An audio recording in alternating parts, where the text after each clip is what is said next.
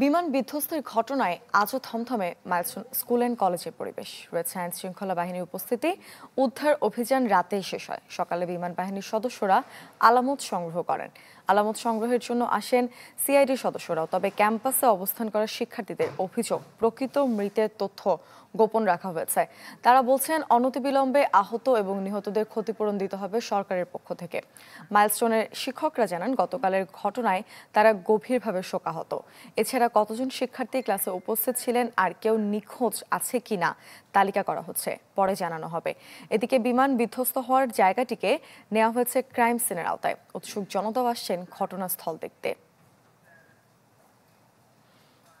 30 থেকে 40 জন মিনিমাম থাকে। দুটো মানে আমরা ধরলাম দুটো সেকশনই যান পুরা গেল, ঠিক আছে? তো কতজন ছাত্রছাত্রী হতে পারে এটা সঠিক সিদ্ধান্ত দেওয়া হয়নি এখনো। সরকারের পক্ষ থেকে আমরা চাই যাতে যারা আহত হয়েছে, নিহত হয়েছে, সবার পরিবারকে কিছুটা অনুদান দেওয়া হোক, তাদের চিকিৎসার দায়িত্ব নেওয়া হোক, উন্নত চিকিৎসার জন্য যা করা দরকার সম্পূর্ণ যাতে তারা করে।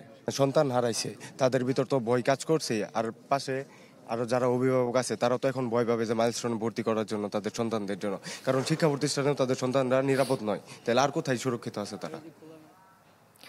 জাতীয় বার্ন এবং প্লাস্টিক সার্জারি ইনস্টিটিউটে আছেন রমিজ হোসাইন। আমরা তার সাথে সরাসরি চলে যাব।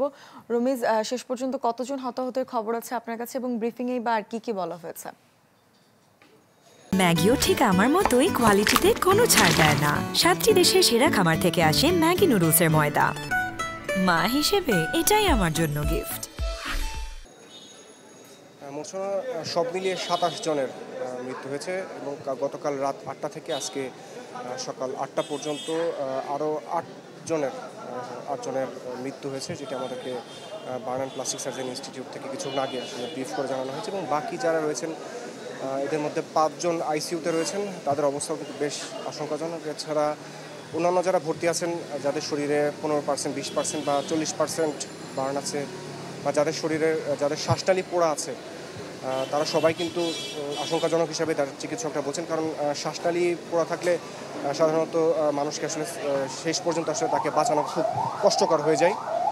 এবং এছাড়া আরও যেই মোট 6টি মরদেহ এখন পর্যন্ত শনাক্ত হয়নি, যেই মরদেহগুলো বিভিন্ন হাসপাতালে রয়েছে, এবং সেখান থেকে একটি অনলাইন নাম্বার দেওয়া হয়েছে, যেই নাম্বারে যারা এখন পর্যন্ত যাদের স্বজনরা তাদের শিশু বাচ্চাকে খুঁজে পাচ্ছে না, তাদের সাথে যোগাযোগ এবং সেই সব হসপিটালে যোগাযোগ করার কথা বলা হচ্ছে। এবং পর্যাপ্ত পরিমাণ রক্ত কিন্তু মজুদ আছে, এবং সেই ক্ষেত্রে সাধারণ মানুষ যারা আসলে রক্তদান করার জন্য আসছেন তারা যাতে অযথা ভিড় না করে।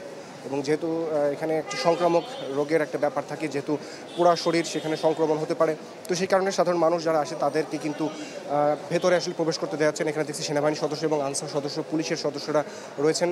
রোগীর স্বজন ছাড়া কেউই আসলে ভেতরে প্রবেশ করতে পারছেন। এবং দুপুর 2টার দিকে আরেকটি ব্রিফ হবে, এবং সেখানে আরও বাদবাকি কী অবস্থা আছে সেটি এখান থেকে তথ্য জানানো হবে। এবং এর মধ্যে যেই 27 জনের মৃত্যু হয়েছে তার মধ্যে 20টি মরদেহ এর মধ্যে হস্তান্তর করা হয়েছে, এবং তাদের পরিবারের সদস্যরা সেই সব মরদেহগুলো নিয়ে গেছে।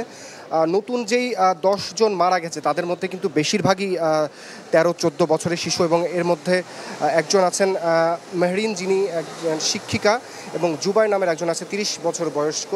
এবং এছাড়া তানভীর, মুস্কান, শামীম, ইউসুফ, এরিকসন, আরিয়ান এবং নাজিয়া এবং তানভীর, এই যারা মারা গেছেন তারা সবাই কিন্তু ওই বিদ্যালয়টিরই শিক্ষার্থী। তাদের সবার বয়স 13 এবং 14 বছর। তাদের বেশিরভাগই কিন্তু আমরা দেখছি 95% এবং 100%, 62%, কারো 85%, কারণ 100% এবং এরকম বার্ন ছিল। তারা বেশিরভাগই কিন্তু 6 জন যারা এই যেই নতুন 8 জন মারা গেছে তার মধ্যে 6 জনই কিন্তু আইসিইউতে ভর্তি ছিল, যেহেতু এখনও 5 জন এই বার্ন অ্যান্ড প্লাস্টিক সার্জারি ইনস্টিটিউটের আইসিইউতে ভর্তি আছে, তাদেরকেও আসলে আশঙ্কাজনক বলা হচ্ছে। এবং যাদের শ্বাসনালী পুড়ে গেছে তাদেরকেও আশঙ্কাজনক বলা হচ্ছে। এবং সাধারণ মানুষ অনেকেই আসলে হাসপাতালের বাইরে ভিড় করছেন, তারা অনেকেই রক্ত দিতে এসেছেন। যদিও বলা হচ্ছে আসলে নেগেটিভ বা এই নেগেটিভ যাদের রক্ত শুধুমাত্র তাদেরটাই দরকার হবে। তাও সব মিলিয়ে 100 জনের বেশি হয়তো রক্তর ডোনেট প্রয়োজন হবে না। 100 জনের বেশি মানুষ যাতে ভিড় না করে সেই বিষয়টি এখানে বারবার আসলে চিকিৎসক এবং আইনশৃঙ্খলা রক্ষাকারী বাহিনীর সদস্যরা রয়েছেন যারা তারা এখানে দেখভাল তারা দেখভাল করছেন এবং তাদের সাধারণ মানুষ যারা আছেন তাদেরকে সতর্ক করছেন। আর যারা আসলে নিখোঁজ হয়েছেন এখন পর্যন্ত কিন্তু যারা যেই 8টি মরদেহ এখনও শনাক্ত হয়নি এবং একটি মরদেহের কথা বলা হচ্ছে যেটি আসলে কোনো আসলে ঠিক তার আকারের অবস্থার কিন্তু পরিবর্তন হয়ে গেছে, সেটি আসলেও মানুষের মরদেহ কিনা সেটি আসলে বোঝার মতো অবস্থা নাই সেটি আসলে, এবং যে বাকি 8টি মরদেহ এখন পর্যন্ত শনাক্ত করা যায়নি। এই মরদেহগুলো আসলে ডিএনএ পরীক্ষা করার পরে তাদের স্বজন যারা রয়েছেন, যাদের সন্তানরা নিখোঁজ রয়েছেন তাদের সাথে শরীরের যেই ডিএনএ স্যাম্পল সেটি মিলিয়ে পরবর্তী প্রক্রিয়ার মাধ্যমে এই বাকি মরদেহগুলো হস্তান্তর করা হবে এবং আজকে এখন পর্যন্ত 20 জনের মরদেহ তাদের পরিবারের সদস্যদের কাছে হস্তান্তর করা হয়েছে।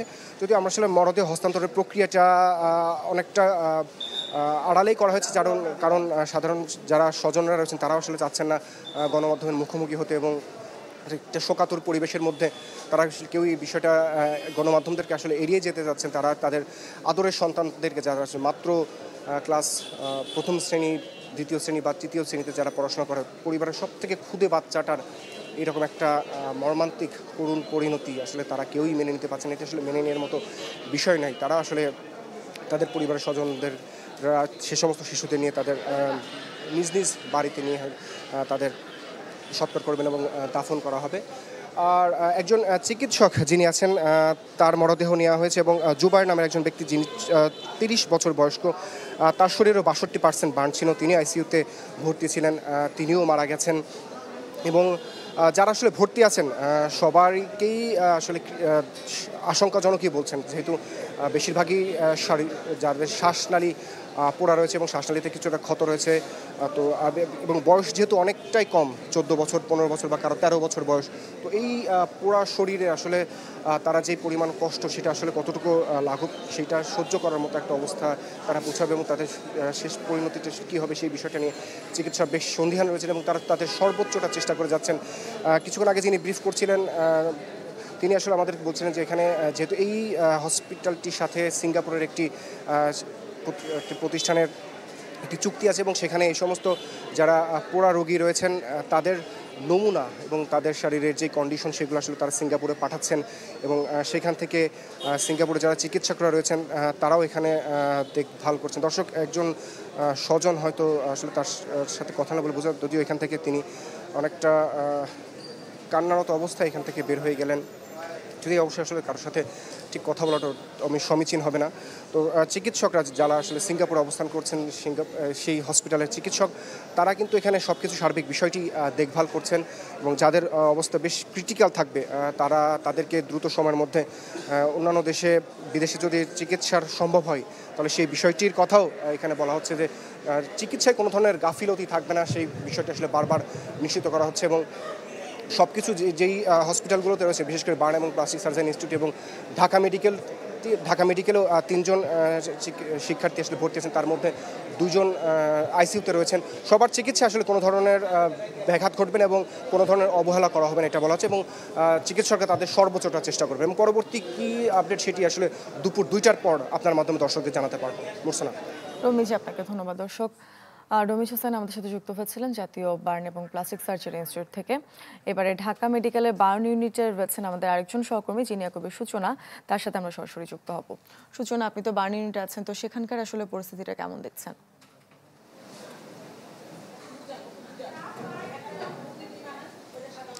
মুর্ছনা, আমি বার্ন ইউনিটের যে ওয়ার্ডের সামনে দাঁড়িয়েছি 105 নম্বর ওয়ার্ড।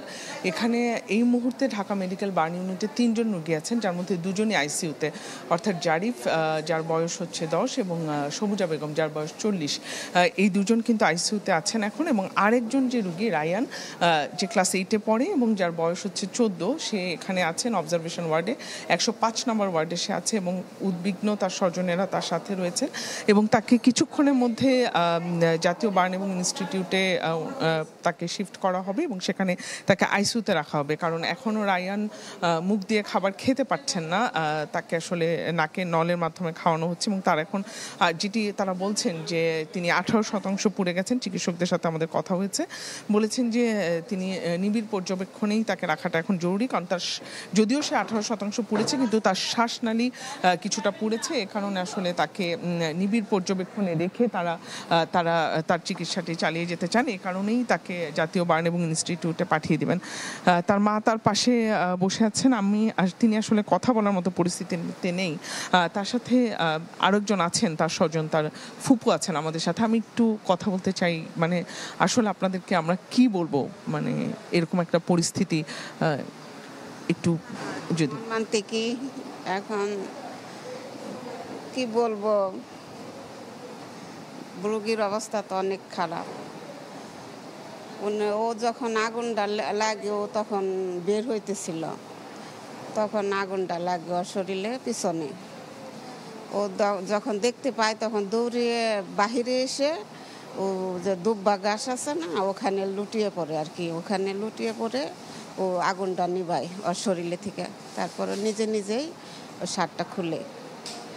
শার্টটা খোলার পরে ওর মাকে, ওর বন্ধু আসলো, ওর বন্ধু সাহায্যে ওর মাকে কল করে। চিকিৎসকরা এখন কি বলেছেন? এখন চিকিৎসক বলছে যে ধৈর্য ধরতে হবে, আর কিছু করার নাই, কারণ একটা দুর্ঘটনা ঘটছে, এখন তো সারতে দেরি হবে, এটাই বলছে আর কি। একটু যদি বলি যে রায়ান তো আসলে প্রথম সন্তান তার মায়ের, এবং আপনি ফুপু, মানে তার বংশের সে প্রথম সন্তান। মানে আসলে আপনাদের তো মানে যখন খবরটা শুনলেন, মানে এই উদ্বিগ্ন আসলে বাসায় বোঝানো যাবে না কখন আমি কেমন ছিলাম, কোন অবস্থায় ছিলাম, আমি কি বলছি, আমি এটা বাসায় বোঝাইতে পারবো না। কারণ ও আমাদের প্রথম বংশের, আমার একটা মাত্র ভাই, তারই আবার এক বড় সন্তান। বুঝতেই পারতেছেন কি অবস্থা আমাদের হয়েছিল।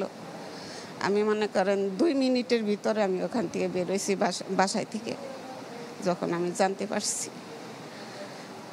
যখন আইসা দেখলাম তার তো বাসায় জানানো যাবে না। এখন কি বলবো আপনাদের, এরকম অনেকেই হয়েছে, আরও মারা গেছে। এখন আল্লাহ পাক এটাই আমাদের শান্তি যে বাঁচিয়ে রাখছে।